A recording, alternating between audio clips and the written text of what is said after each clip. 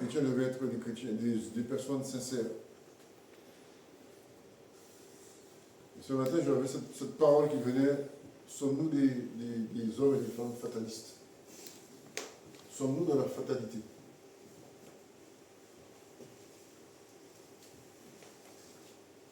Est-ce que nous sommes fatalistes? Est-ce que nous sommes des hommes et des femmes fatalistes?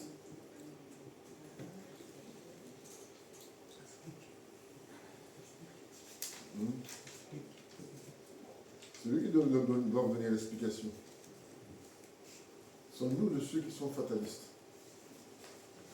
Vous savez, quand vous parlez à quelqu'un des choses de Dieu, la personne dit, bon, c'est une fatalité. Ça veut dire que c'est quelque chose qui devait arriver, c'est comme ça, voilà. Plus rien, puis c'est comme ça. On parle de résignation.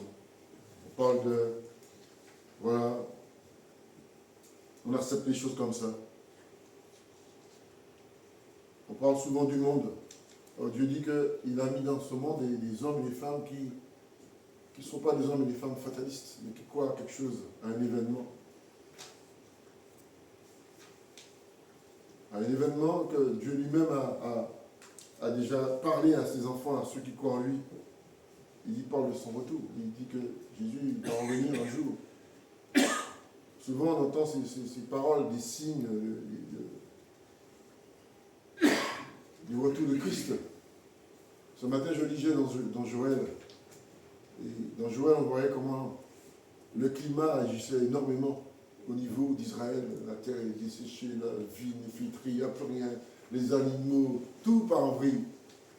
Ce n'est pas un phénomène qui est nouveau, comme on le croit aujourd'hui, mais qui a déjà existé, qui existera, qui prendra de l'ampleur. Voilà, nous ne sommes pas des personnes qui croient à la fatalité des choses et disent voilà, c'est comme ça, ce sera comme ça. Si nous-mêmes nous sommes dans cette disposition d'esprit, ce sera ceux qui n'ont pas Christ. On vit dans la résignation. Il n'y a pas un passage qui dit tu es ma gloire, tu relèves ma tête. Il dit que Dieu est sa gloire, il le relève pour que l'espérance qu'il a donnée ne puisse pas être quelque chose qui soit qu'on soit désespéré. L'espérance est là. Il y a trois choses qui va demeurer, qui va rester. C'est quoi ces trois choses? La foi, l'espérance et l'amour. Il dit la plus grande des choses, c'est l'amour. Parce que nous croyons que c'est par amour que Jésus s'est donné à la croix pour nous. Nous croyons ces choses-là. Mais si nous sommes devenus de ceux qui ne croient plus, on va dire on a tellement déjà attendu qu'on ne va plus attendre encore. On va faire comme ceux qui attendaient le Messie, puis à un moment donné, qui n'y pensaient même plus, puis voilà. Ils disent bon, ben, c'est comme ça, mais il a dit ça, mais bon. Voilà. Vous voyez, la réponse, il a. C'est cela, voilà. C'est comme ça. C'est mon karma. Si nous-mêmes, Dieu nous dit, levez les mains, et maintenant on n'a plus les mains ou les bras en l'air, on a en bas, ceux qui ont déjà les bras en bas sont encore plus bas encore.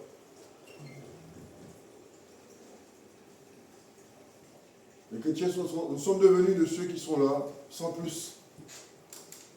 On n'a pas cette... Il n'y a même pas une parole qui dit on a la pêche ou on a la niaque, c'est ça? On n'a pas aujourd'hui. Est-ce qu'on a... Est-ce qu'on a cette pêche, on a la niaque, où on est sans plus? On est des personnes qui sont là, puis sans plus. Alors que Dieu nous a donné une espérance. Il dit que chaque matin renouvelle ses compassions pour que nous ne soyons pas comme les autres. Mais nous pouvons adhérer et être comme les autres. Mais oui. Si nous ne sommes pas de ceux qui réagissent. Je ne sais pas pourquoi cette parole est venue, mais bon. Si cette parole est venue, c'est que nous sommes peut-être dans cette dimension-là. Être dans la fatalité. Je n'ai pas vu ce mot dans la Bible. Fatalité. Le hasard. Foi, espérance, amour. Espérance. Fatalité, hasard. Voilà. C'est comme ça. Persévérance. Oui, voilà. Puis, ça ne va pas changer. Ça ne changera pas. C'est le destin. Voilà. C'est le destin. Puis, que voulez-vous? Arrivera ce qu'arrivera. Que voulez-vous, mon bon monsieur? C'est comme ça. Vous savez? On ne peut rien y faire. Ouais, voilà, mon bon monsieur le mal. Qu'est-ce que vous voulez qu'on fasse à notre niveau? Et puis on encourage. Dieu nous a donné, dis-moi, je parlais de la parole, on a sa parole, mais la parole ne nous parle plus, ou on ne laisse pas la parole nous parler. La parole nous parle, mais on ne laisse plus nous parler. La parole ne nous parle plus, on ne laisse pas la parole nous parler. La parole est là, mais bon, Je ne l'entends pas. on ne réagit pas à la parole, on ne laisse pas la parole nous pénétrer, nous déranger. Je disais, mais même malgré les situations qui arrivent, on a du mal à changer nos habitudes. On garde toujours les vieilles habitudes qu'on a. Un vieux mode d'emploi. Dans la Bible, il dit comment les choses n'allaient pas. Il va venir avec des cris, des jeûnes, des pluies, des pleurs. Déchirez vos vêtements, allez dans la poussière, montrez. Dieu n'a pas fait le jeûne d'une obligation. Mais le jeûne, c'était un moyen pour que les gens puissent montrer leur comportement de vouloir changer. Mais ce mot jeûne, on n'aime pas trop. Non. Ça change nos habitudes. Mais si le docteur vous dit, monsieur, madame, il faudra vous mettre au jeûne parce que ça va pas aller cette affaire, on va le faire. Ce sera le jeûne du docteur. Le jeûne du docteur peut être quelque chose qui va se passer. Mais le jeûne de mon Dieu pour s'humilier, pour reconnaître notre état spirituel, qu'on n'est plus rien, on n'a plus rien, on est vide. Informe et vide. Qu'on est devenu informe et vide. Il n'y a plus rien.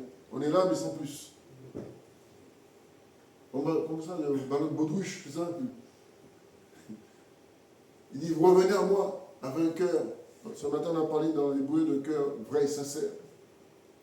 Et c'est ça que Dieu nous demande pour que nous puissions prendre acte que spirituellement, ça ne va pas. Nous devons reconnaître. C'est-à-dire, examinez-vous pour savoir si vous êtes réellement dans la foi. Je prends le mot réellement. Si vous êtes dans la foi, examinez-vous. C'est-à-dire, on rentre nous-mêmes à se dire, est-ce qu'on croit vraiment à la parole de Dieu? Est-ce que Jésus est vraiment ressuscité? Galilée, il est où, Galilée? Il est sorti du tombeau. Oui, on va penser à Galilée, le gars qui est d'origine italienne, qui a dit que la terre était plate, et oui. Mais la Galilée où Jésus même est venu, on ne va pas trop penser à cela. Il est ressuscité. Est-ce que nous, ce mot ressuscité nous interpelle? Qu'est-ce que ça veut dire le mot ressuscité? Est-ce que nous-mêmes nous sommes ressuscités? Oui. C'est ça que nous devons prendre acte. Jésus est ressuscité, mais nous. Déjà ressuscité spirituellement. Bien sûr, nous faisons des proclamations, nous disons des choses. Mais après, on a déjà oublié. Mais oui.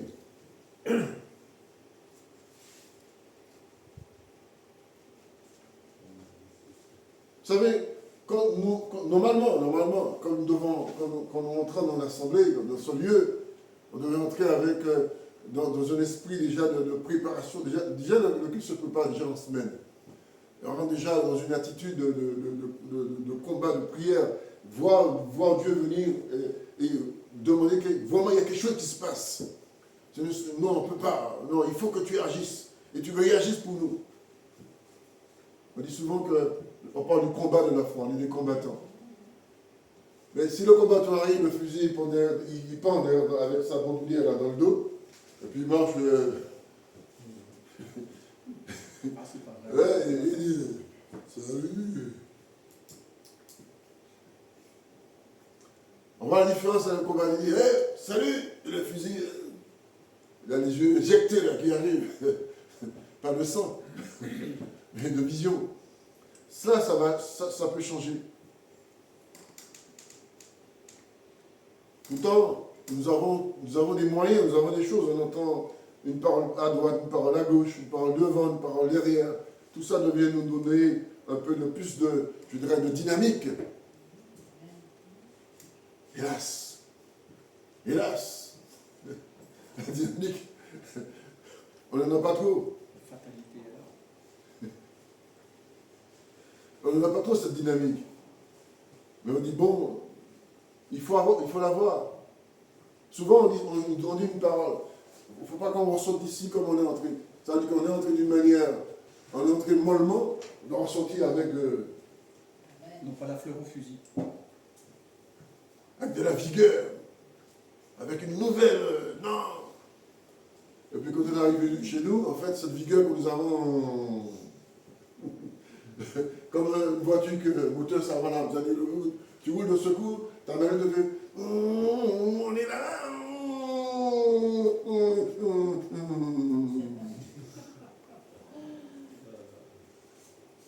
En fait, on est un peu comme ça.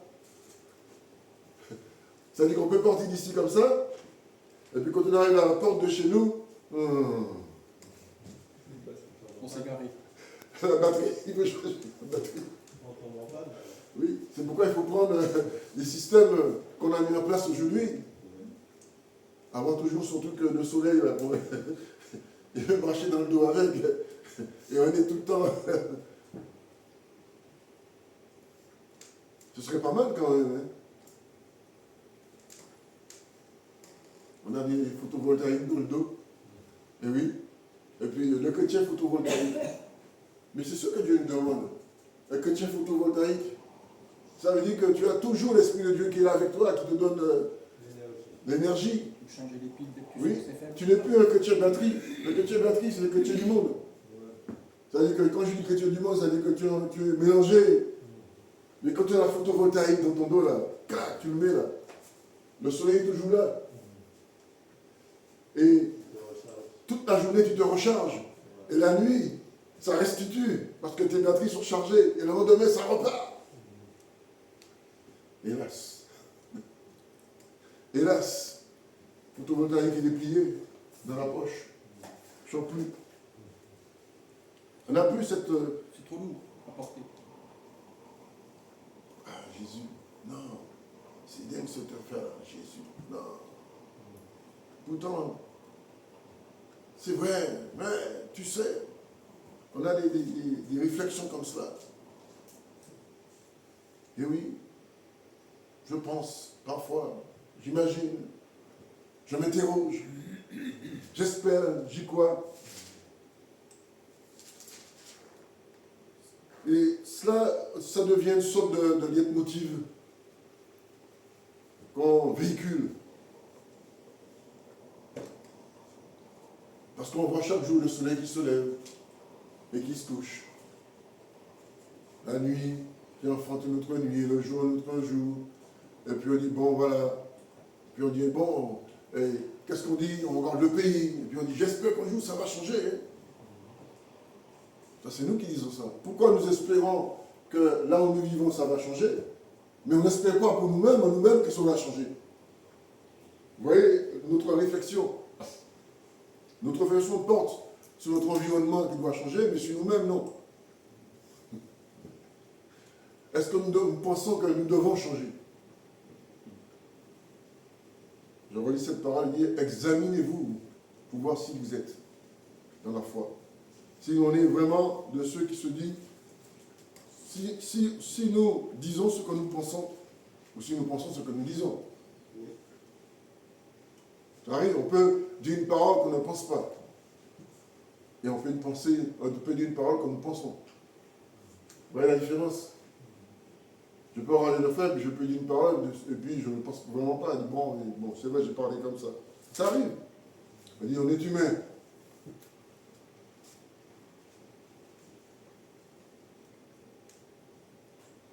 Notre vie demande de la réflexion.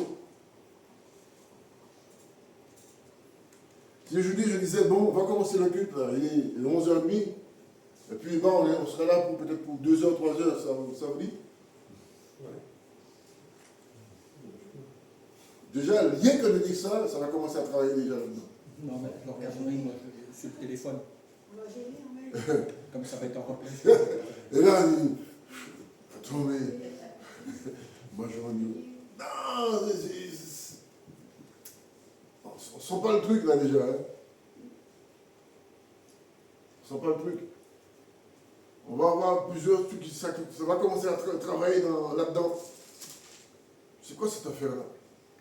Et pourtant, on lit la parole de Dieu, on voit Jésus qui prêchait la parole. Des foules entières venaient.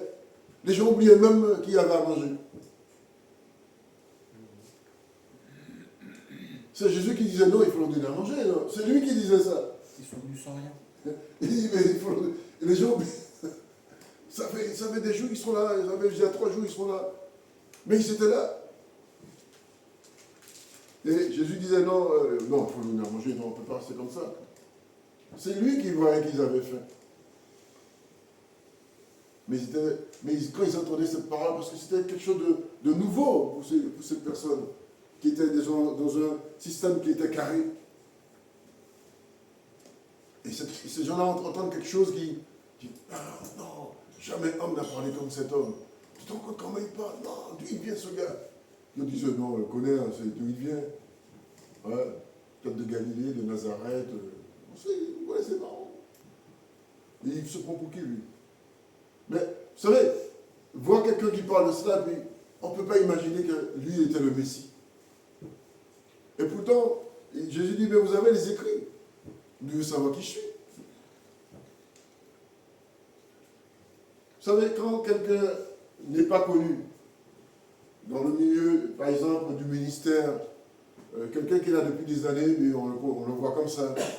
Et puis un jour, je visite cet homme ou cette femme, la personne, et puis d'un seul coup, tout change. Vous allez voir ce qui va se passer autour de lui, ou autour d'elle. Qu'est-ce qui va se passer d'après vous? Les signifiants qu'on ne prenait pas très au sérieux, du coup, ça ne va pas cette affaire-là. Vous voyez comment? Non, il y a un truc qui ne colle pas.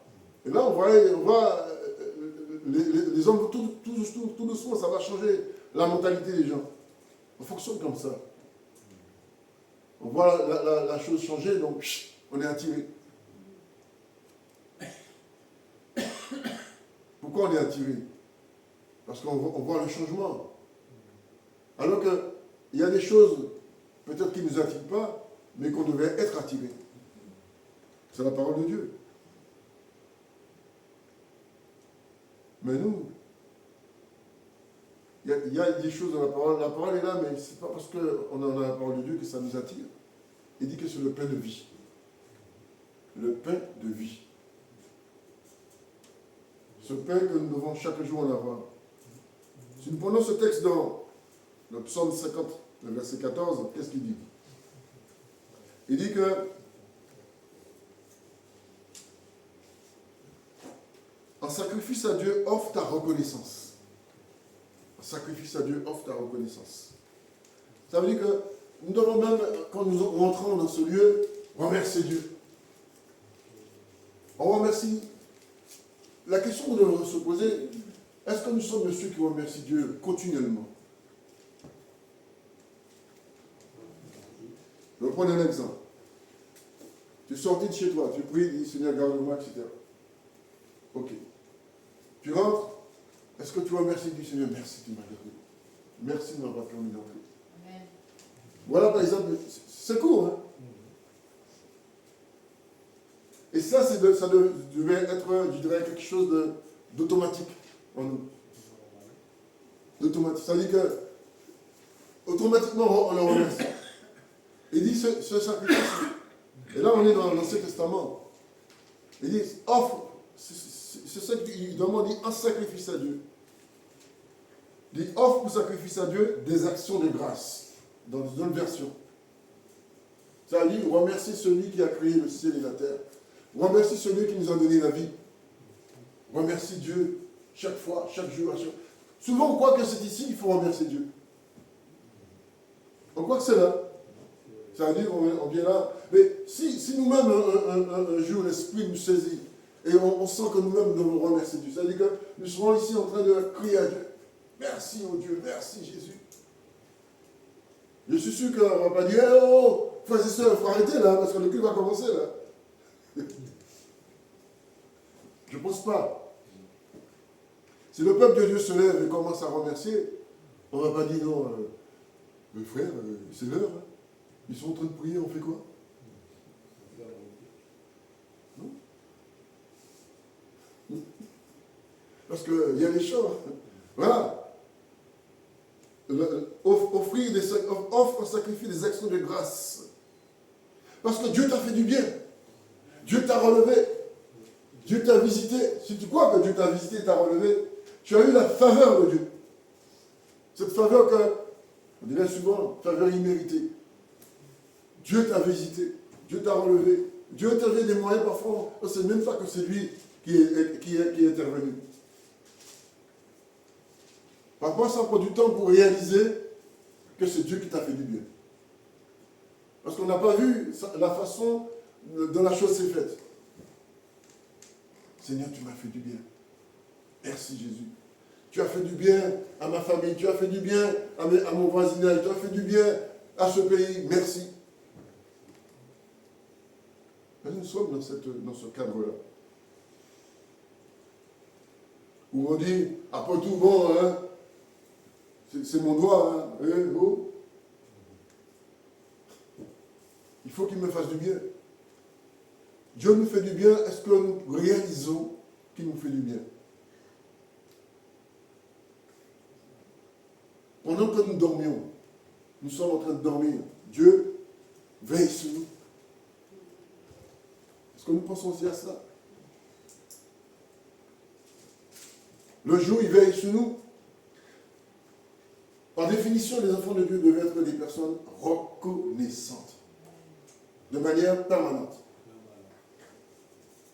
Quand je dis permanent, ça veut dire que dès que tu as cette pensée qui vient, remercie Dieu. Remercie Dieu. Amen. Dieu prend acte de cela. Parce qu'il dit, dans la suite du verset, à partie 2, il dit, et accomplis tes vœux envers le Très-Haut. De ce que tu as proclamé, de ce que tu as dit, et de ce qu'il a fait pour toi, de ce que toi-même tu dis que Dieu m'a fait du bien. Alors il dit, accomplis ces vœux-là. Et quand tu prends cette version, il te dit, accomplis envers le Très-Haut les vœux que tu as faits, de ce que tu as dit, de ce que tu as proclamé. Seigneur, si tu me fais du bien, si tu me guéris, je ferai. Parfois on dit des choses comme ça. Pas vrai? Oui. Mais est-ce qu'on en fait ces choses-là? On fait des vœux qui sont publics, il y a des vœux privés. En public, dans l'église, on fait des vœux. Quand le serviteur de Dieu dit une parole, on crie Amen, on lève les mains, on proclame. Attention, hein. On dit des choses. Hein. Ça, c'est le public. On ne doit pas l'oublier. Et puis, il y a ceux qu'on fait en privé. C'est-à-dire, il n'y a personne, mais à part toi qui es là, tu dis des choses. Tu parles à Dieu. Dieu prend acte aussi.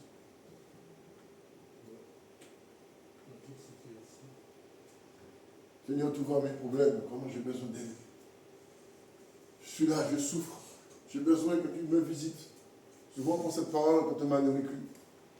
Seigneur, fais-moi grâce. Aide-moi. Sors-moi de cette situation.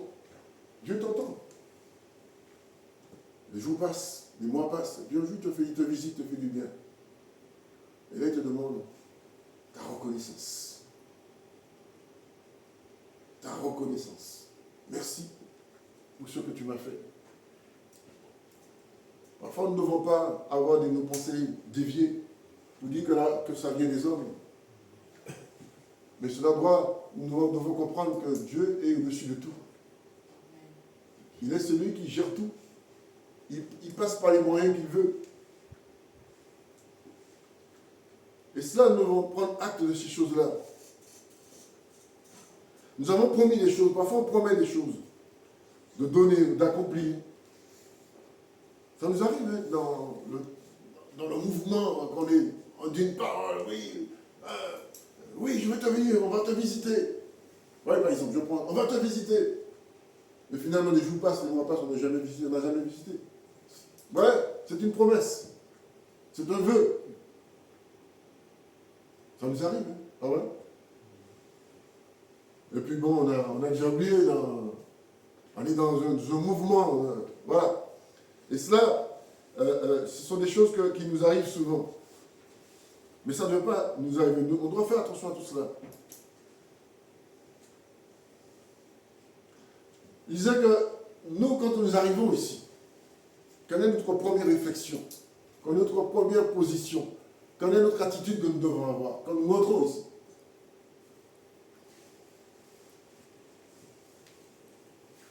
Hello. Quand nous rentrons ici, comment nous devons nous disposer? Disposer notre cœur déjà. Ça veut dire quoi, disposer nos cœurs? Être sincère. Bien sûr, il faut être sincère, mais quelle est notre attitude déjà? Être vrai pour. Imaginez-vous, je vais vous aider, que nous entrons ici et nous mettons dans une position d'intercession. Parce que nous voulons voir. Il y a une parole qui dit quand il descend, l'atmosphère change. Mais l'atmosphère change si nous réclamons un changement d'atmosphère.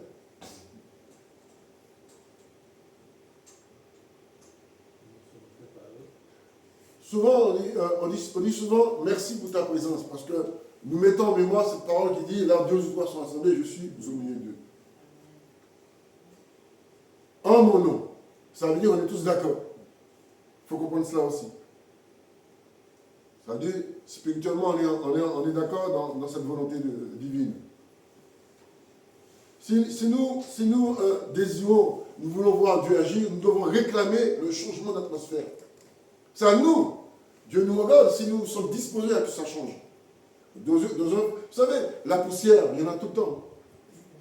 Tu passes l'aspirateur, le temps que tu ranges l'aspirateur, la poussière dit oh, et qu'est-ce que tu me fais là? Tu passes ton doigt, dit mais alors, mais je vais te passer l'aspirateur. Il dit quoi que c'est l'aspirateur qui va m'enlever? Mais tu ne sais pas qui je suis, moi. J'existe depuis que l'homme a péché. Et puis, n'oublie pas, tu es poussière, tu vas tout dire avec moi aussi. Hein. La poussière te parle, hein.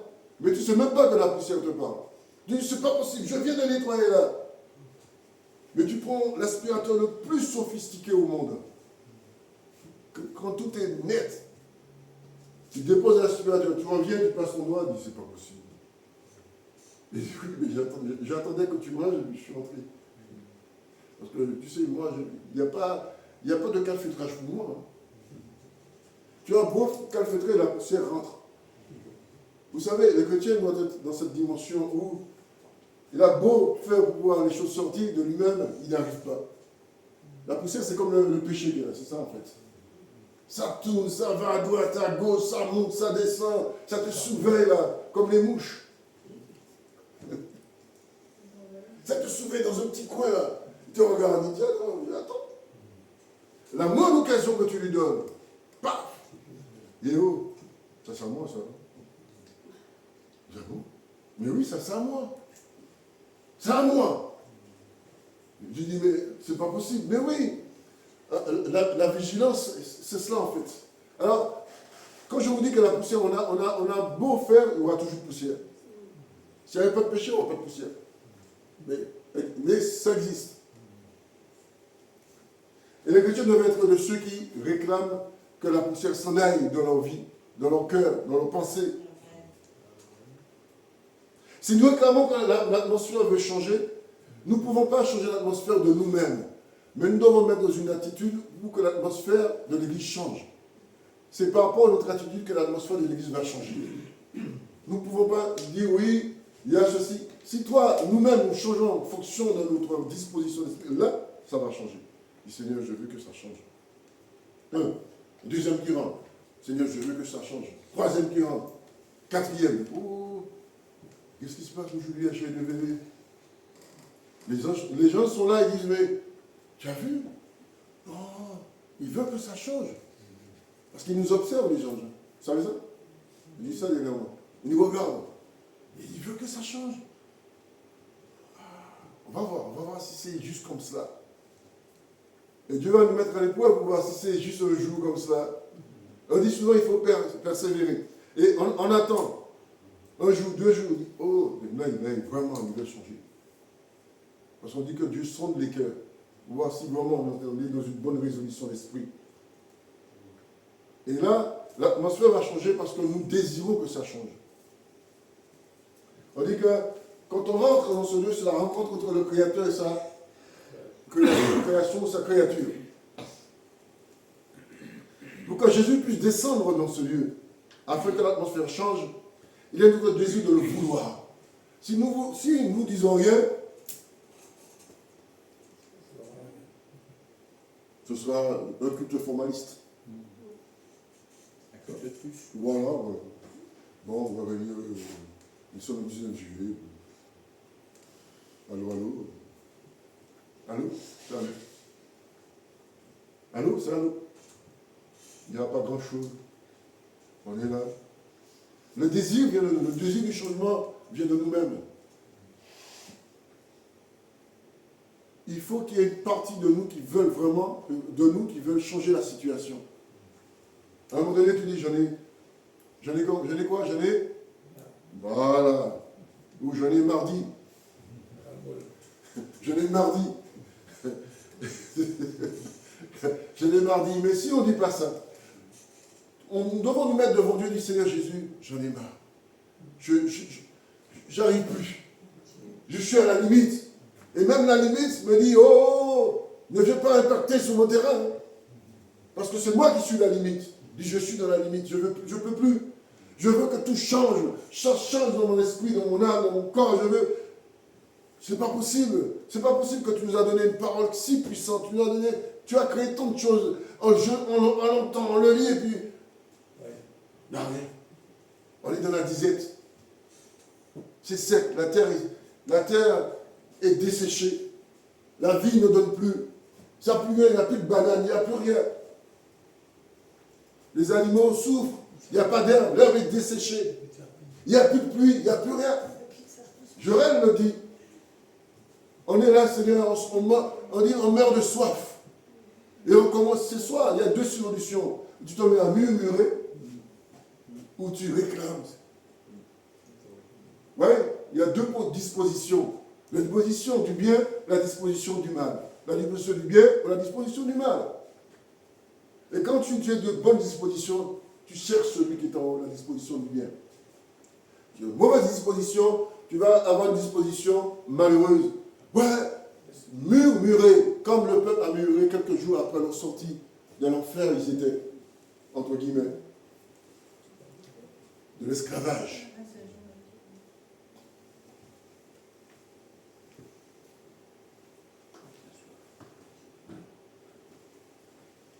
Mais c'est cela que vous vous rendez compte.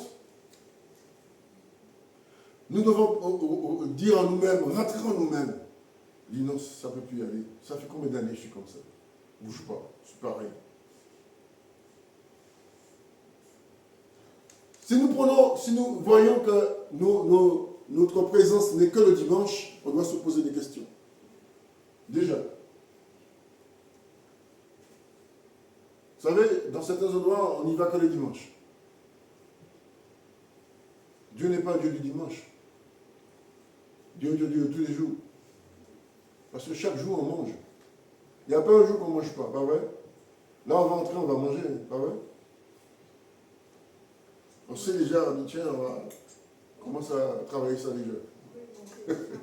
Parfois, même avant de partir, le truc est déjà là. Il suffit juste de le réchauffer. Parce qu'on a le micro qui donne des ondes. Et la chose est, on ne va pas dire, bon, qu'est-ce que... Non, le truc est déjà là. Mais on ne dit pas qu'est-ce qu'on va manger aujourd'hui, spirituellement parlant.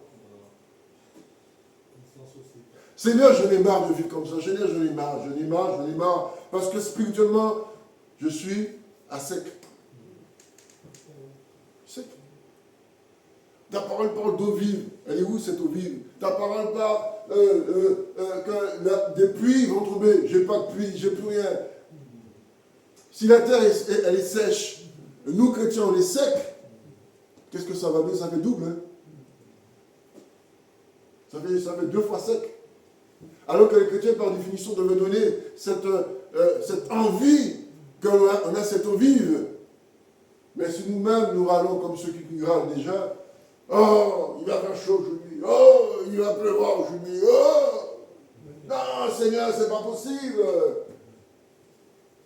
Seigneur, donne-moi ma météo. Donne-moi ma météo. Tu veux quoi comme météo, toi? Et toi, tu veux quoi comme météo? Nous ne sommes pas devenus des enfants gâtés, difficiles. Jamais contents. Parfois, on peut dire comme cette parole bête, moche et méchant. On n'est jamais content, jamais satisfait. Alors que nous devons être dans la satisfaction divine, un jour, tout va changer. Un jour, ça va changer pour moi. Un jour, le jour du Seigneur a dit que son jour est proche. Ce jour est tellement proche que parfois on ne pense pas à je dirais, la dimension qui existe entre nous et Dieu, et ce jour de Dieu qui sera très proche de nous-mêmes. On n'y pense même pas.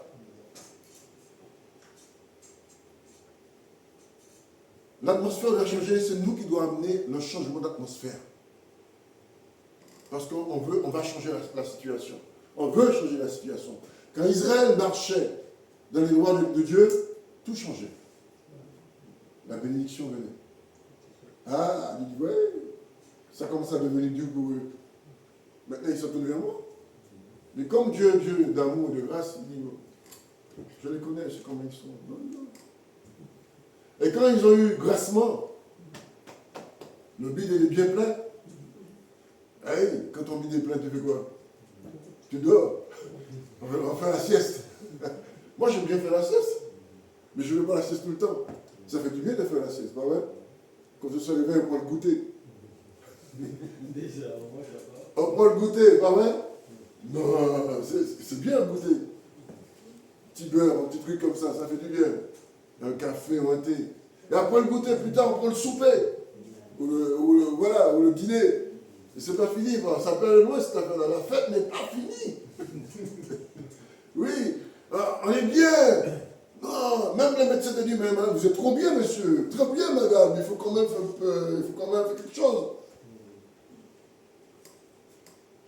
Mais si, je vous disais tout à l'heure, on va commencer à 11h30, mais on va terminer vers 14h, 14h30, 15h. Ça vous va? Tout à l'heure, je le disais. Parfois, c'est pas sérieux. Non. Attends, on n'a pas été averti. Tu nous as pas dit. Ça va être possible des séries. Non. Mais quand le temps change, est-ce que le temps t'avertit? Quand les situations changent, ça t'avertit? Non, ça ne t'avertit pas. Est-ce qu'on dit? Bon, c'est comme ça. Que voulez-vous? On ne s'attendait pas à ça. Hein. Mais non, on ne s'attendait pas à ça. Mais la parole de Dieu dit, attendez-vous à ces choses-là. Parce que vous ne savez pas ni l'heure, ni le jour, ni ces moments. Et ces choses arrivent pour que Dieu nous rappelle que quand les choses vont arriver, ce sera comme ça. Les choses qui arrivent de manière brutalement, brusquement, soudainement, c'est nous mettre à réaliser que c'est comme ça que son retour sera. Il dit, ce sera soudainement. Vous voyez, essayez de voir l'image. Les situations climatiques que nous voyons, où le changement, le seul coup, on monte, et de ce coup, paf, on descend. Puis vous voyez, demain, tiens, il va neiger. Mais ce n'était pas dit, bon, de la météo, mais la météo n'avait pas dit ça. C'est pas normal. Comment ça se fait qu'il neige? Allô, s'il vous plaît? Vous n'avez pas averti qu'il allait neiger? Mais vous vous rendez compte, monsieur? Ça change tout. Alors que moi, je paie un abonnement. Mais oui, je paie un abonnement pour savoir que je dois avoir un temps que voilà, mais vous vous rendez compte, monsieur? On ne s'est pas préparé. Et oui, j'ai pas mis le paravent, j'ai pas mis. Mais ça alors, mais monsieur, ce sont des prévisions. C'est pas mon problème, monsieur. Mais c'est des prévisions. Mais dans la Bible, ce n'est pas des prévisions. La Bible ne parle pas de prévisions. Est-ce que la Bible dit, bon, on prévoit que Jésus va revenir? Non, il ne parle pas de prévision. Il dit, Jésus revient, point. Il n'y a pas de prévision. Oh, c'est des prévisions, vous savez, les auteurs, là, ils ont écrit, mais c'est des prévisions. Il est dit qu'il reviendrait peut-être. Ouais, oui, vous savez, il y a des gens qui disent ça. Hein. Il paraît. C'est pas des prévisions.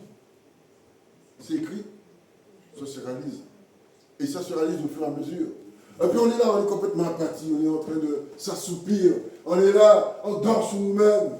On est fatigué, on dort. Oui, c'est vrai que la chaleur nous fatigue. Mais qui fatigue la chaleur? Qui fatigue la chaleur? Vous avez déjà fatigué la chaleur? Dernièrement, je regardais le feu. J'avais fait du charbon pour griller. Non, le barbecue, on aime ça. Et puis je regardais le feu, je me dis, c'est étrange le feu. Comment le feu fait pour brûler? Scientifiquement, on vous explique, mais j'étais fasciné par ça. C'est pourquoi il y a des gens qui sont fascinés et qui mettent le feu. Parce qu'ils regardent ça, ils disent, mais comment ça fait pour brûler ce truc-là? Oh, c'est dingue cette affaire-là. Ils regardent ça. Wow. Et je me pose la question. Quand il fait chaud, pour pouvoir se rafraîchir, c'est pas évident. Mais quand il fait froid, tu peux allumer le feu. Allumer le feu. Et tu allumes le feu quand il fait froid. Mais tu allumes quoi quand il fait chaud? Vous n'avez pas remarqué ça? Chercher un endroit frais quand il fait chaud, c'est pas évident. Le seul endroit que tu peux trouver, c'est une grotte. Les troglodytes. Entrer dans une grotte au plus profond de la grotte et fermer l'entrée. Mais le tigre, le lion va dire, oh, ça c'est chez nous ça. Tu es un homme, toi, retourne dans ta maison. Fiche-nous la paix, ici c'est chez nous. Mais si, parce que les animaux parlent aussi. Tu dis, oui, mais non, nous ça fait trop de mal comme ça. Où sont nos forêts? Où sont nos savanes? Mais Dieu rendra compte de toutes ces choses. Les animaux qui crient, disent, oui, vous avez fait du mal. Maintenant, vous voulez dans notre grotte. C'est là, notre âme. On ne trouve pas un endroit pour s'abriter quand il fait chaud. On est obligé de mettre des systèmes scientifiques, chimiques, ou des choses qu'on invente. Mais naturellement, on ne trouve pas, à part rester dans l'eau toute la journée.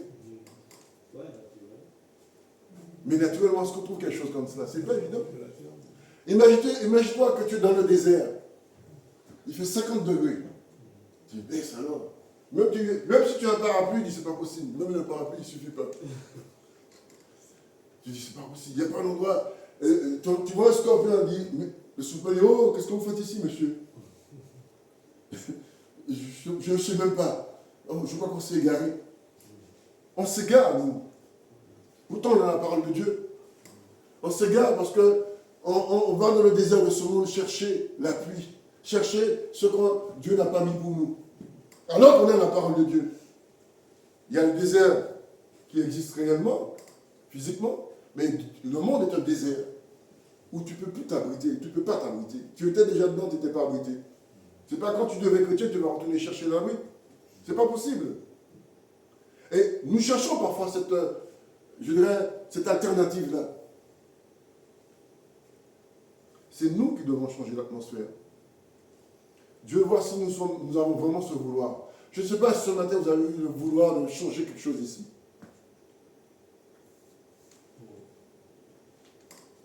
Je ne vous demande pas de répondre. Ça, la réponse, vous l'avez. Avant même que vous répondiez, Dieu le sait déjà. Il sait si nous avons vraiment vouloir changer. Si nous, je dis souvent, Dieu connaît les cœurs. Si nous reconnaissons que Dieu connaît nos cœurs, il sait déjà ce que nous pensons ou pas. Il sait si nous cherchons de tout notre cœur, il nous appartient de changer l'atmosphère, soyez les réparateurs d'atmosphère. Vous avez déjà réparé une atmosphère? Les chrétiens sont des réparateurs d'atmosphère. C'est ça, Dieu nous a donné ce pouvoir-là, de réparer par la paix, par quelque chose qui amène la paix. Réparateur d'atmosphère. Il est notre paix. Et réparateur d'atmosphère, c'est en invoquant le Tout-Puissant. Le monde ne répare pas. Il fait quoi? Détruit. Sont-nous, il y a des réparateurs de brèches, c'est ça en fait. Hein, quand la brèche est ouverte. Le réparateur d'atmosphère. Le vouloir vient de nous. Il dit, si vous cherchez le Seigneur, votre Dieu, de tout votre cœur, si vous le cherchez, si, Ça a été dit dernièrement dans une prédication. Le si. Qu'on n'a pas, il faut trop attention. Pas, mais c'est bon d'avoir. Je vais prendre un exemple et on va revenir juste sur une chose. Dans Malachie 3.10, il dit apportez à la maison de l'Éternel, juste pour voir, vous comprenez quelque chose. Tous les dîmes afin qu'il y ait de la nourriture dans ma maison. Donc Dieu parle à son peuple. Malachie 3.10. Mettez-moi de la sorte à l'épreuve. Dieu parle. Donc il parle au travers de son prophète. Dit l'Éternel des armées. Et vous verrez si je n'ouvre pas pour vous les écluses des cieux. Ça veut dire que Dieu demande de faire un deal avec lui. Il dit, dites quelque chose. Vous allez voir. Vous savez, ce n'est pas évident de tenir un deal. Ce n'est pas évident. Il dit, si je ne réponds pas pour vous la bénédiction en abondance. Et puis il dit, bon, pour vous, je menacerai, etc. Dieu invitait la nation d'Israël à respecter ses lois. Parce que Dieu avait mis des lois. C'était carré, c'était comme ça. Devant de Moïse. Afin de quoi? Afin d'éviter quoi? Les choses mauvaises, la malédiction. Ça veut dire que tu respectes les lois de Dieu, tu glisses. Non, toboggan.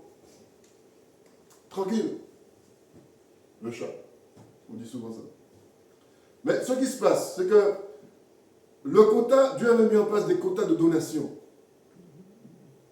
Je ne veux pas vous énumérer parce que on retrouve dans les Lévitiques. En fonction des ordonnances mosaïques, afin que la bénédiction perdure. Donc Dieu a mis une loi et a dit voilà, il y a ça à faire, il y a ça à faire, il y a ça à faire. Il suffit de le faire, c'est tout. Et il dit, on le lit parfois quand on fait des offrandes.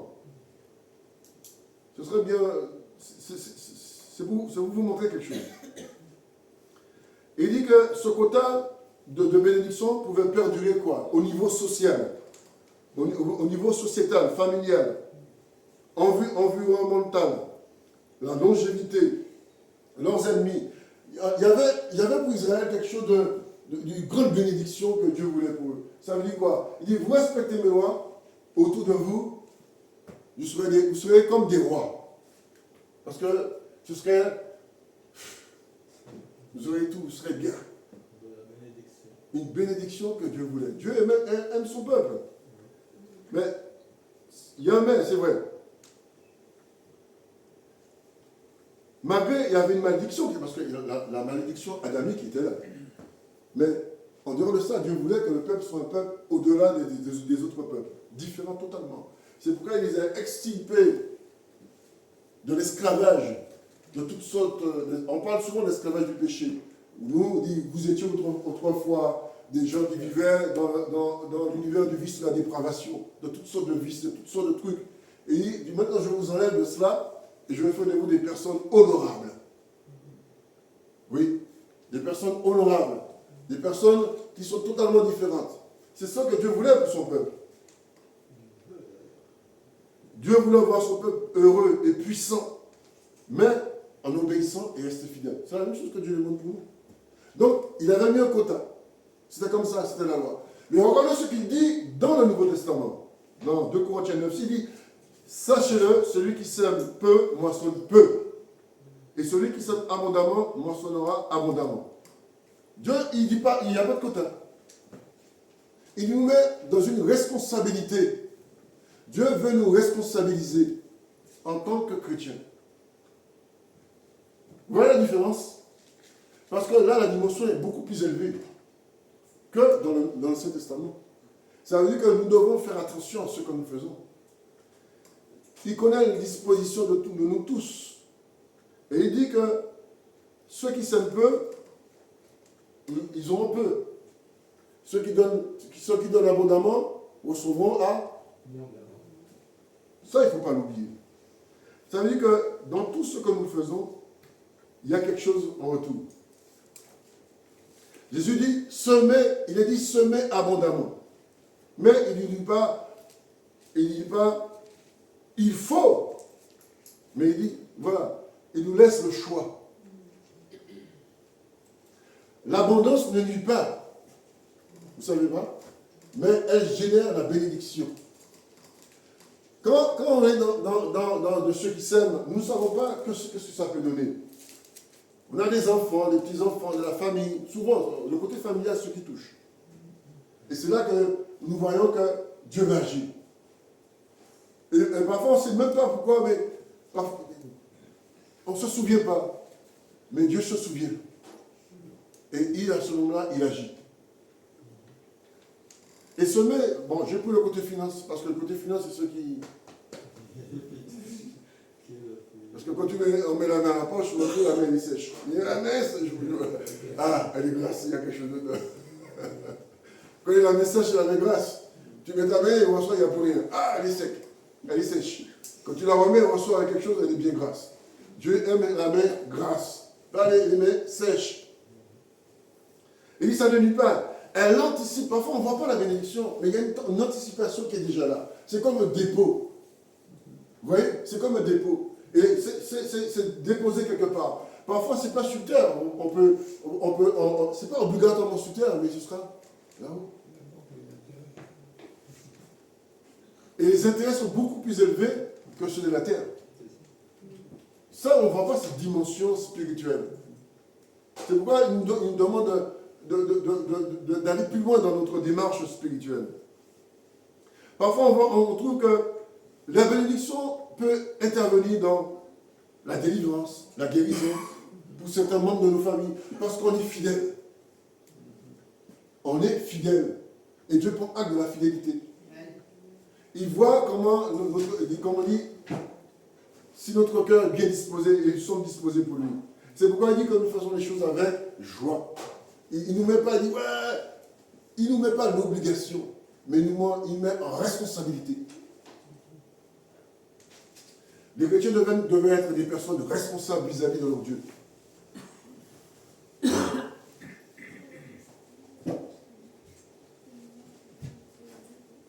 Quand nous prions, nous introduisons le secours qui introduit le secours de Dieu. Vous savez, un dépôt est placé, ça apporte des intérêts. Ça produit des intérêts. Pour prier, ça produit le miracle. Il peut être instantané. Il peut être à court terme, à long terme. Mais il y a quelque chose qui va se passer. Nous devons être dans cette dimension divine. Ce n'est pas seulement en termes d'argent, parce que j'ai pris cet exemple. Mais la prière, il y a la prière, il y a la persévérance, la continuité. Et parler de Dieu, on a parlé d'évangélisation, l'amour de Dieu, de toutes ces choses. Donc j'avais pris cet exemple pour comprendre comment la dimension entre l'ancien et le nouveau. La dimension entre l'ancien et le nouveau. Et Dieu dit que nous devons accomplir nos vœux. Il y a les vœux aussi que nous avons dit le jour de notre baptême. Où, avec le temps, on n'est plus dans ce cadre-là. Parce que souvent, quand on baptise les gens, il y a des paroles qu'on sort, qu'on proclame. Mais au fil du temps, on oublie. Et Dieu dit, souviens-tu tes vœux envers moi? Accomplis-les. Tu as dit que tu voulais me suivre. Accomplis-les. Tu as dit que tu voulais marcher avec moi. Accomplis-les. Tu as dit que tu voulais venir prendre du temps dans la parole. Accomplis-les. Dieu nous réclame ces choses-là. Il ne nous dit pas quel vœu qu'il faut faire, mais il nous rappelle que nous devons nous rappeler. Et quand il dit, accomplis tes vœux envers le Très-Haut, c'est que nous savons quel vœu. Si nous disons, mais quel vœu? Les vœux que tu as prononcés. Le vœu que tu as dit que suivre Jésus, c'est un vœu. Tu dis, oui, je vais suivre. C'est ça en fait. Bon, il y a d'autres exemples. On peut prendre des exemples. Il y a d'autres types de vœux. Souvent, on parle de Anne qui avait dit à Dieu que si tu me donnes le fils, je te le consacre. Elle a accompli ce vœu. Il y a cet aspect-là, le vœu d'Anne. Il y a Jephthé qui avait dit il dit, si tu me livres mes adversaires. Dans le Juge 11:30, il dit, Jephthé fit un vœu à l'Éternel, il dit, si tu livres entre mes mains les fils d'Ammon, la première, il dit que je te ferai une offrande, en fait, un sacrifice, la première personne qui sortira de chez lui. Et il avait une fille unique. Et qui l'accueille quand il revient? C'était sa fille. Oh, c'est ma fille. C'était sa fille unique. Vous voyez? Il devait obéir à son vœu. Saül avait dit aux gens, tant que nous n'avons pas la victoire sur les Philistins, vous ne mangez pas. Mais son fils a mangé. Il a pris du miel. Il s'est joué sur son verre. Il y a des vœux qu'on fait. Qui n'a pas fait un vœu? Il y a des gens qui disent, si tu me donnes cela, je te ferai ça. Ça, c'est des vœux. Nous le faisons, même entre les hommes.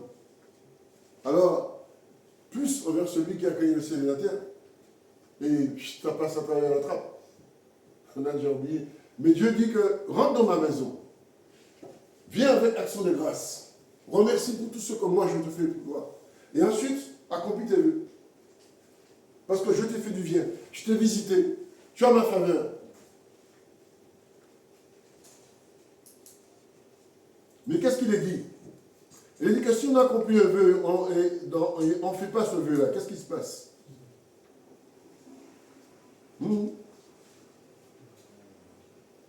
Dans Proverbe 20-25, il dit c'est un piège pour l'homme quand tu prends à la légère un engagement sacré.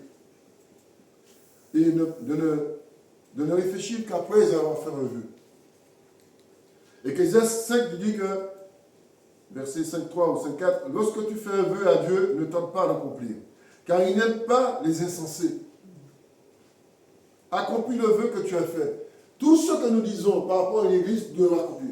Vous savez ça? Tout ce que nous avons dit par rapport à une église, là où tu vas, tu dois le faire, même si ça te coûte. C'est pourquoi je lui dis, faites attention à ce que vous dites. C'est pourquoi il dit que parmi vous, il y a de ceux qui sont malheureux. Parmi vous, il y a de ceux qui ne sont pas bien. Parmi vous, il y a de ceux qui sont morts spirituellement. Parce que Dieu intervient. Il intervient parce que nous disons une chose que nous n'accomplissons pas. Et après, on ne comprend pas. Pourquoi ceci arrive? Pourquoi cela arrive de l'autre côté? Pourquoi telle chose qui arrive de l'autre côté? Parce que nous ne respectons même pas nos propres paroles vis-à-vis de ce que nous devons accomplir pour notre Dieu. Et Dieu pointe. Dieu pointe. Il dit, mieux vaut pour toi ne point faire de vœu que d'en faire un de ne pas l'accomplir. Ne permets pas à ta bouche de pécher, il dit ça, de faire pécher ta chair. Tu parles, tu fais rien. Et qu'est-ce qui arrive? Il y a un retour. Le boomerang.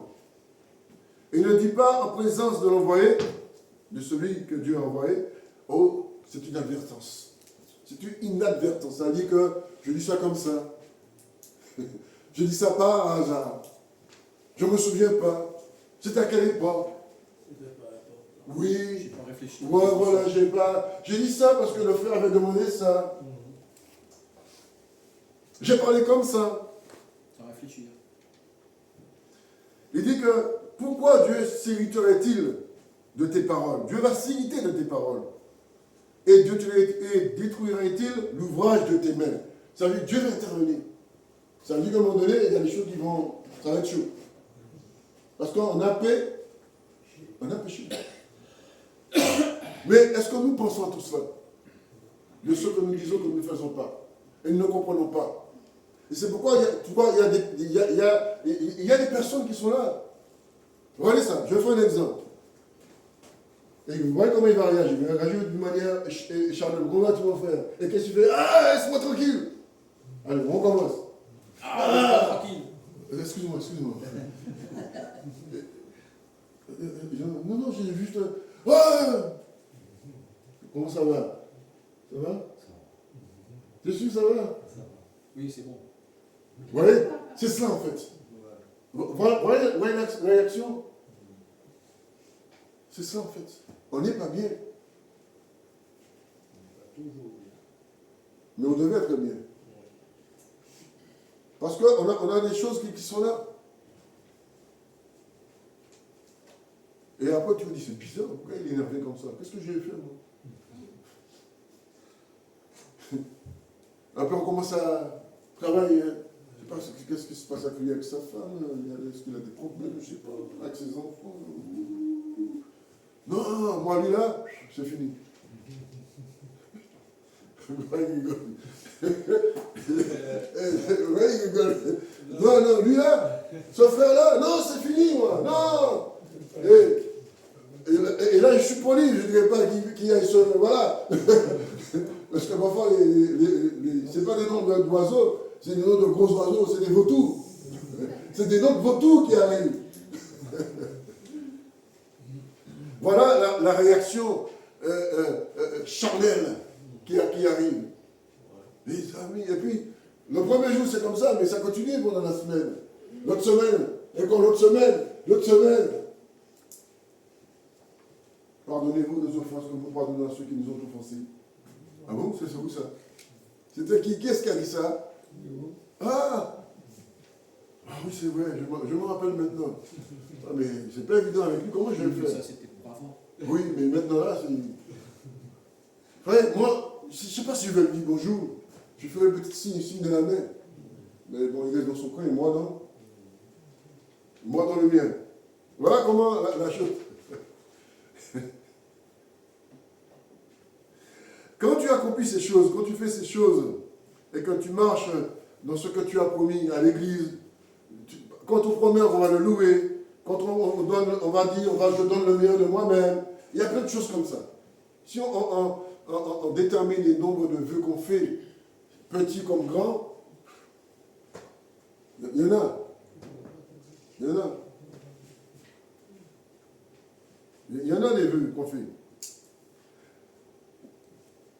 Si tu me guéris, je te servirai. Le premier vœu. Si tu me guéris, je te servirai. Dernièrement, j'étais ici, et puis, on parle d'évangélisation. Je dis, bon, je ne sais pas si je vais. Et puis, pendant que je suis en train de penser à ça, je prie. Et puis, il y a une pensée qui revient dans mon esprit. Vous voyez comment il faut faire très attention avant de prendre des décisions. De ne pas prendre des décisions selon la chair. Et puis, il y a des choses qui sont revenues dans mon esprit. Je dis, oh. Et c'est cela qu'on oublie. Parce que j'ai crié à lui, j'ai demandé, mais je fais quoi dans cette affaire? Peu importe ta situation, peu importe ce que tu es, mais tu dois accomplir ce que tu avais dit. Et c'est cela qui change tout. Mais, il y a un mais si tu écoutes ta chair, tu ne seras pas dans les bonnes dispositions. Et c'est pourquoi, si nous sommes souvent, on dit souvent que l'esprit est supérieur à la chair, etc. La chair. Et le problème, ce qui arrive, c'est que nous sommes trop dans la chair. Et comme la chair aime la chair, alors mangeons et buvons. Parce que ça fait du bien. Dieu n'a pas dit de ne pas manger et de boire, mais de faire ce que nous devons faire pour lui. Il dit, c'est pourquoi il dit que, une fois que nous avons accompli ces vœux-là, il dit dans le verset 15, de toujours dans le psaume 50, invoque-moi au jour de la détresse. Voilà la première ligne, le premier verset que j'ai lu. Et le deuxième verset dit, invoque-moi au jour où ça ne va pas. Au jour où ça va mal.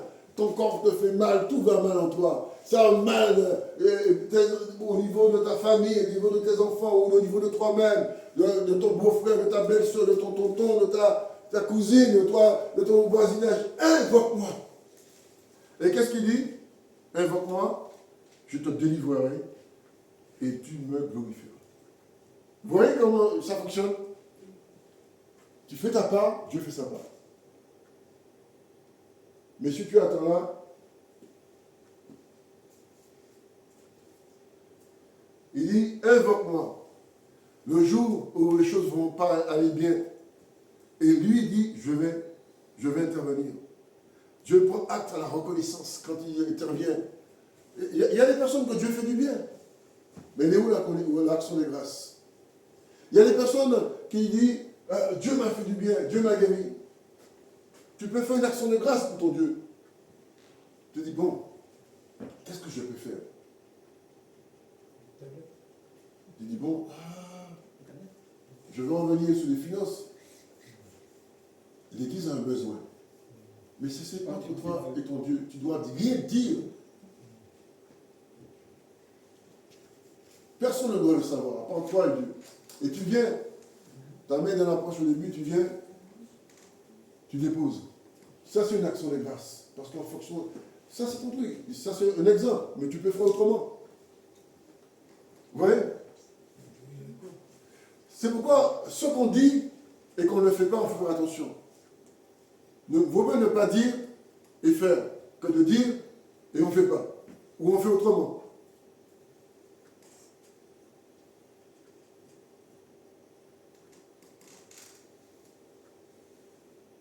Invoquer Dieu, c'est prier. Les chrétiens ont besoin de prière. Or, la prière, c'est quelque chose qui débloque tout. Rien sans la prière, rien ne peut se faire. Au début, je dis que quand tu rentres à ton action de grâce, c'est prier avec Dieu, c'est se lever vers Dieu. Quand tu pries peu, tu as peu. Quand tu pries régulièrement, Dieu agit. Ça veut dire, c'est pourquoi j'ai pris l'exemple de ceux qui sèment abondamment et qui moissonnent. Vous comprenez ce parallèle? Oui. C'est pas, là, j'ai pris un parallèle de la semence. La prière, c'est pareil. La prière, c'est une semence. Il n'y a pas que la semence financière. Il y a la semence de se mettre devant Dieu, de prier, de crier à Dieu et d'intercéder. Une église qui prie régulièrement, une église qui se met devant Dieu, une église qui intercède, c'est une église qui devient forte et puissante. Le diable dira, ici là, je ne veux pas entrer. Non, non. Ils sont en train de prier tout le temps. Impossible. Ils ont un bouclier là devant la porte. Là. Tu ne peux pas entrer ici. Mais quand tu ne pries pas, il dit, ah non, là, c'est du gruyère.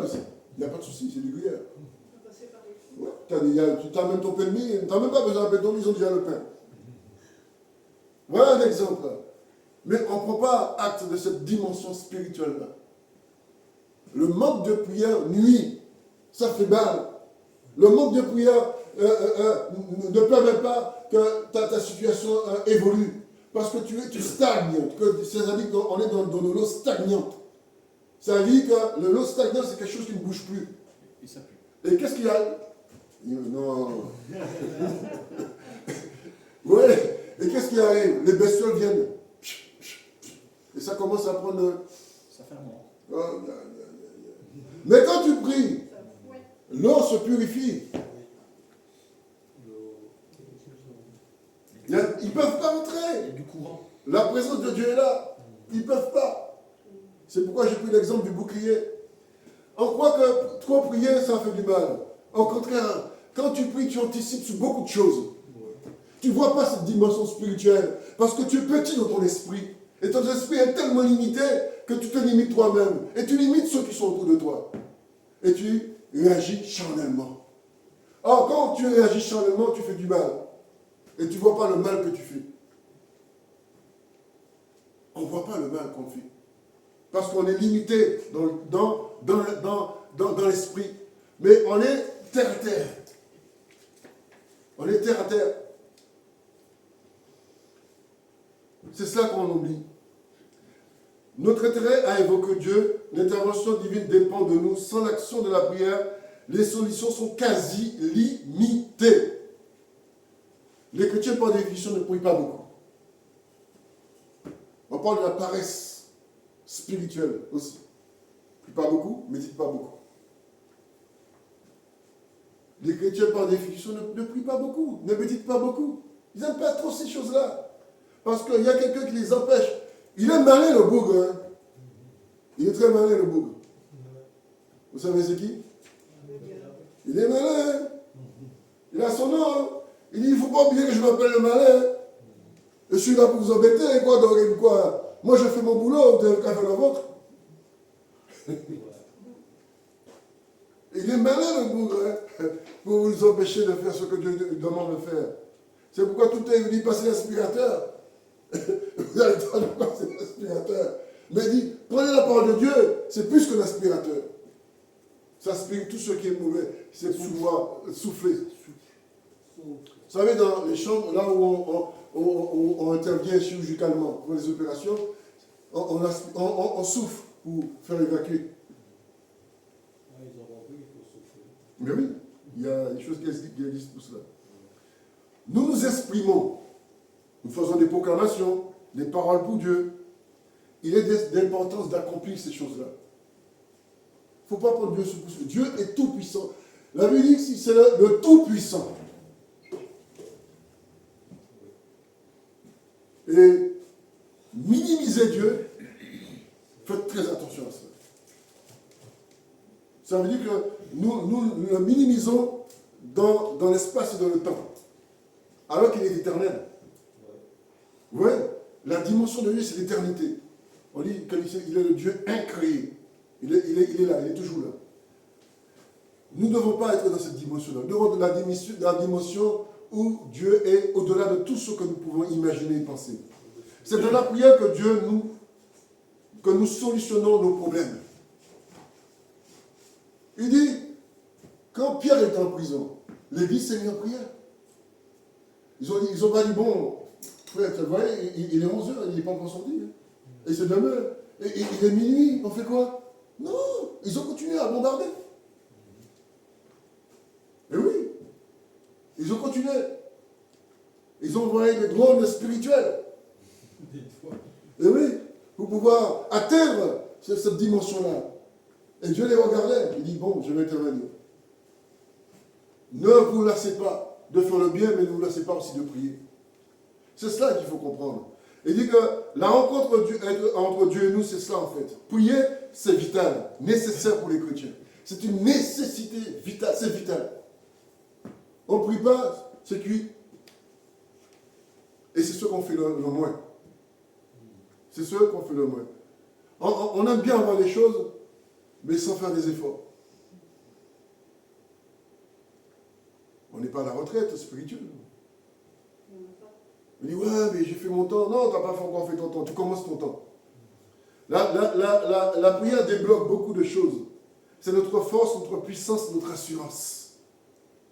Elle nous induit dans la foi en Jésus. Plus on prie, plus la foi disait ce matin, augmente la foi. Si, on doit le demander. Mais nous devons faire l'effort pour que cette foi soit augmentée en fonction des prières. Il y a toujours l'action de notre part. Dieu a toujours attend de notre part. C'est-à-dire que tu demandes, mais tu attends. Si on met le plat devant toi, il faut bien prendre la fourchette et la cuillère pour que tu le mets dans ta bouche, prendre la bouchée. Il y a quelqu'un qui peut prendre la cuillère parce que j'ai pas envie. J'ai fait, tu peux me donner ça? Non! Et c'est ce que dit le paresseux.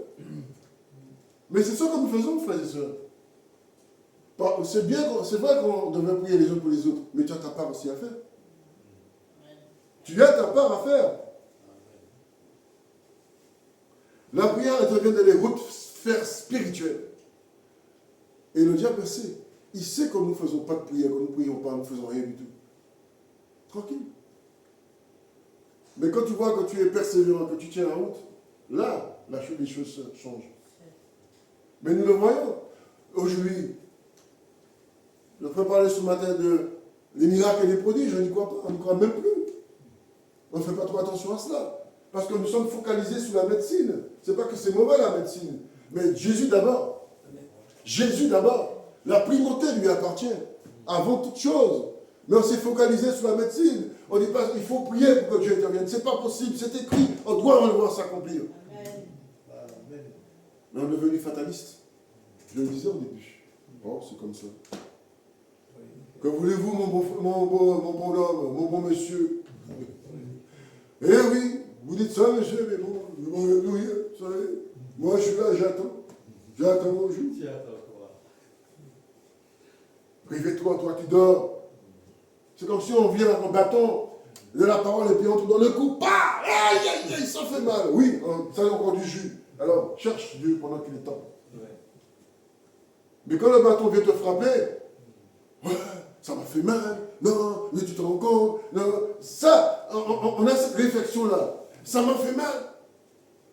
Mais tu dis, moi je te fais mal, mais je vais ainsi intervenir pour bander tes blessures. Pour que tu puisses comprendre que je t'aime. Et si je ne te corrige pas, qui va te corriger? On n'aime pas trop la correction. Pas vrai? On n'aime pas la correction, mais on aime donner la correction. Surtout à nos enfants. Or, nous sommes des enfants de Dieu. Les enfants de Dieu n'aiment pas la correction de nos pères, mais en tant que parents, on aime bien donner la correction à nos enfants. Vous voyez? Voilà, Dieu sachant que nous avons écouté, que nous avons entendu. Ça veut dire qu'on a écouté, on a entendu. Là, vous écoutez. Pas vrai? Vous entendez. On écoute, on entend. On entend. J'ai entendu quelque chose. Donc, tu entends. Qu'est-ce que tu fais après? Tu es tu écoutes. Au début, tu fais pas, tu entends le truc. Là, tu te mets à l'écoute. C'est bizarre, tu entends un truc. C'est cela en fait. J'ai entendu, j'ai écouté. Samuel. Dieu parlait à Samuel.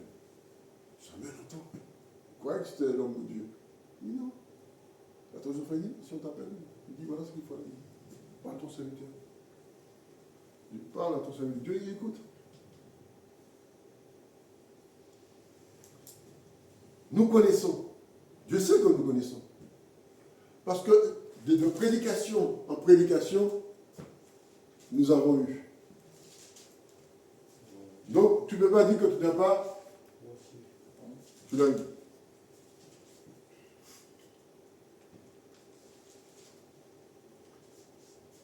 Le changement, on dit que le changement commence par soi-même.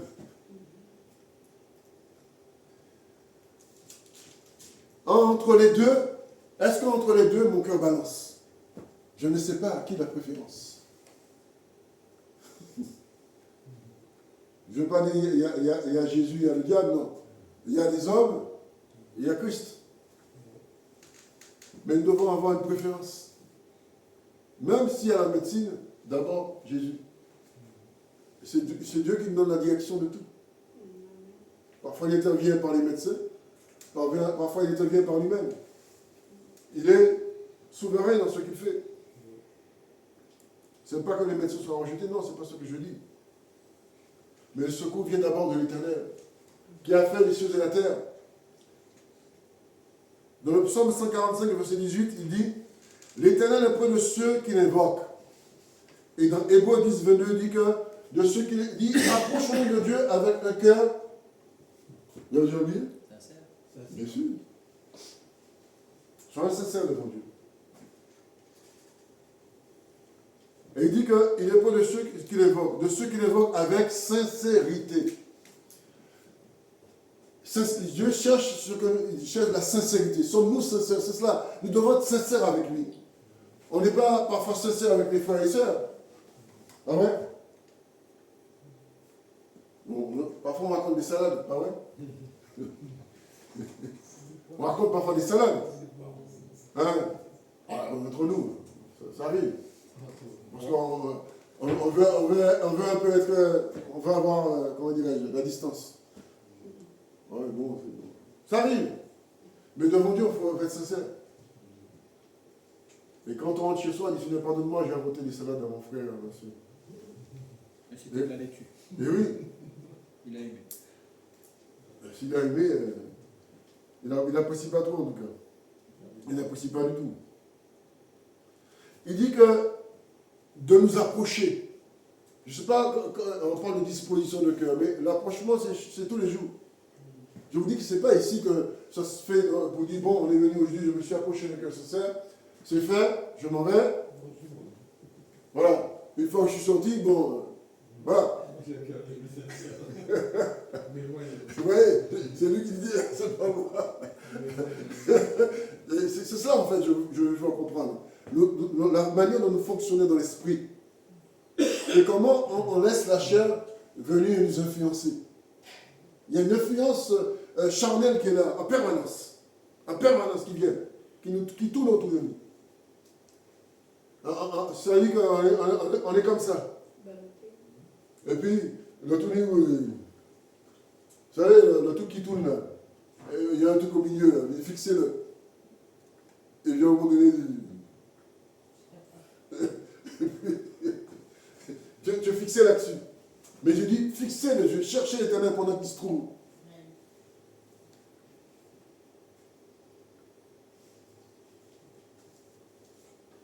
Il dit, levez les yeux vers le Seigneur et rayonnez de joie.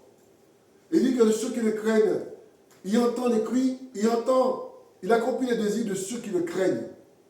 La sincérité et la crainte de Dieu, qui est dans la balance, l'obéissance, fidélité, toutes ces choses-là. Et il dit qu'il entend leurs cris et il les sauve. Ça veut dire que Dieu intervient en fonction de notre disposition dans la vie de tous les jours. Moi, je ne veux pas vous dire le temps qu'on prend pour nous-mêmes et le temps qu'on prend pour Dieu. Il n'y a pas photo. On le sait. Dans une journée, nous pouvons calculer. Si vous voulez, prenez un carnet. On a des portables. Sur les portables, il y a des endroits où on peut faire des notes. Nous sommes lundi. Du lundi, tu notes le temps que tu as pris pour toi et le temps que tu as pris pour Dieu. Mardi, mercredi, jeudi, vendredi, samedi et je ne compte pas le dimanche. Et ensuite, tu fais le total. En heures. Vous allez voir. Bien sûr, il y a ceux qui travaillent. Dieu prend acte. Dieu prend acte de toutes de nos occupations et comment nous prenons aussi acte pour lui. Il prend acte de tout cela. Vous voyez, ce n'est pas évident. Mais l'évidence est là. Et c'est là que nous allons comprendre que, oh là là, ça n'a pas été... Quand nous avons besoin qui nous font du bien, on est capable d'attendre des heures et des heures. Ah ouais? Mais quand c'est pour le Seigneur, on a toutes sortes de... La dépression spirituelle arrive. Mais oui, au niveau... c'est cela en fait. C'est pourquoi il est évident que nous devons comprendre ces choses-là. Quelle est notre disposition, notre position avec Dieu? Dieu nous réclame dans la prière. Je le dis encore. Ça, ce n'est pas un message sur la prière. La prière, le message sur la prière, c'est aussi autre chose. Mais il aime ceux qui, chaque jour, intercèdent. Supplier chaque jour. Dieu nous donne les dispositions pour le faire. Moi-même, je le vois. Quand je fais des choses, ça revient dans mon esprit, par les prières. C'est comme ça se déclenche, clac. Ça m'interpelle. Donc, si il a fait pour d'autres, il le fait aussi pour nous. Amen. On s'arrête là. Seigneur, nous te bénissons parce que tu es Dieu. Je ne sais pas si parmi vous, les personnes qui ont besoin qu'on puisse les booster un peu dans la prière,